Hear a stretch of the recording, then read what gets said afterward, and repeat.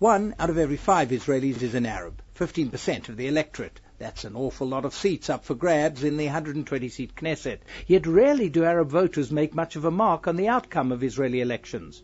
The upcoming election on March 28, though, provides an interesting moment to assess where Arab Israeli voters are in fact.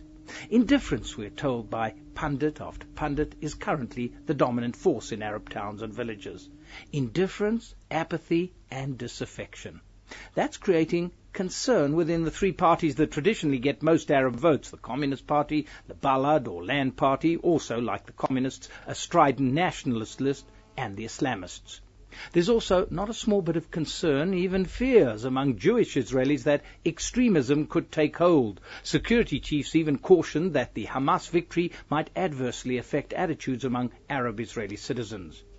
Wrong on both counts, it seems to me.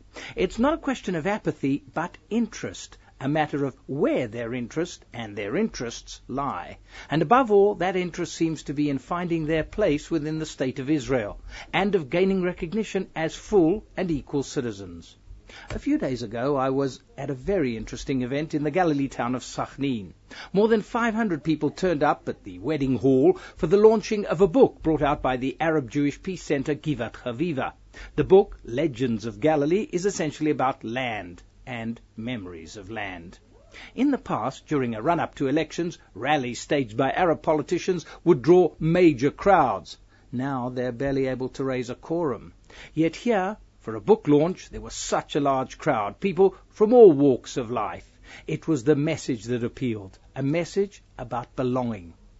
The turnout reminded me of something which Mahmoud Galia, an Arab journalist colleague, has been telling me for the last couple of years in relation to success of Sachnin in another sphere, that of their soccer club, Bnei Sachnin.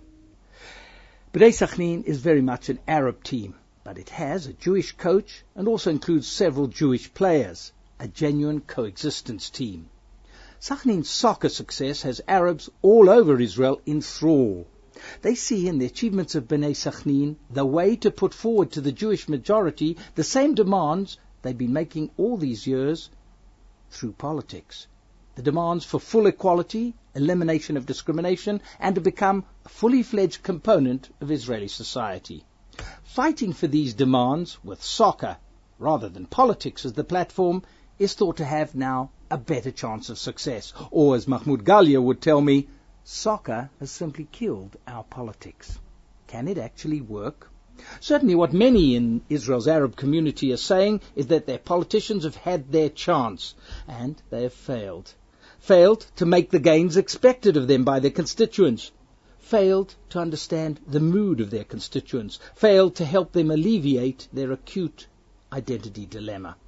Arab Israelis are indeed in a difficult identity predicament, hewn by conflicting desires to be both fully integrated citizens of their state, Israel, and still to be linked to their people and their relatives, the Palestinians. A prime identity dilemma, as another of Sachnin's sages, Razal Abu Raya, would put it, the desire to find a way to handle when one's people is at war with one's state.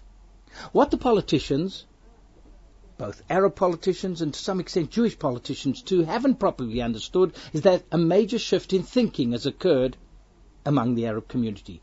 As Razal Abu Raya puts it, we don't want to languish on the sidelines of Israeli society. We want to be accepted as equal citizens and above all to be a full part of Israeli society.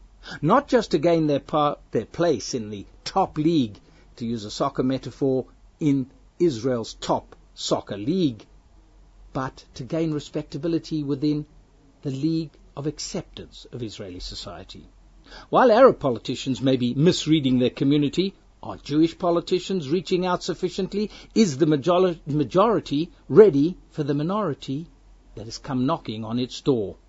Some parties do have Arab candidates placed prominently, but for the mainstream Jewish parties still choose to leave Arab voters on the sidelines. A pity, it may be argued, if only for the number of votes that could be garnered. More of a pity still, it seems, if a breakthrough opportunity has been missed, that the minority is, as I suggest, waiting for a chance for full acceptance from the majority in Israeli society, and that chance isn't being properly taken. Where, one may finally ask, is the political equivalent of Bnei Sachnin, Sachnin's coexistent soccer team, the political party of real consequence, of real coexistence, which would offer the minority a chance to be in the same political team as the majority.